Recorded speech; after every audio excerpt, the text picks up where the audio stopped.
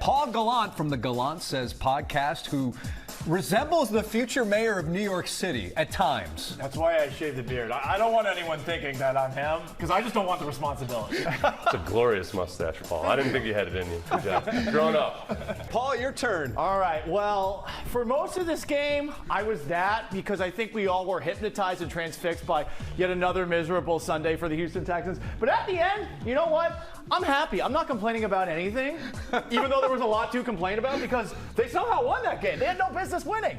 What you were saying about them being tired, totally agree with it. I mean, the Jaguars had the ball for 6 plays before that last 3-play drive. And if that's all they're going to give for help for that defense, I mean, what do you think is going to happen out there? Trevor Lawrence is just not going to help you out at all. So I think it was a lot of that. But also, I mean, over the course of this game, when the Texans actually had the football, they were converting third downs. And the Jaguars had a lot of short fields in this game, so there wasn't a lot of time for their offense to get in the rhythm. So D'Amico mentioned, will this be a springboard, or he hopes this is going to be a springboard.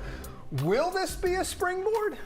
Well, you have to hope it will be, at least going into that game against the Tennessee Titans. And you feel a lot better about a game against the Buffalo Bills since they got smoked by the Miami Dolphins today. But, man, it's tough to take any stock out of these Texans wins against teams that you don't think are very good. It doesn't really ease any of the negativity that I think in some ways. Are you talking specifically about the 2 timeouts they had to take to avoid delayed games? Oh, my gosh. Or the 2 false starts. Or the false starts at the end of the game. They can't be at the 1-yard line and score. They had to move back. It has to be further back. Those are strategic penalties. It gave them more room to operate at the end of the game.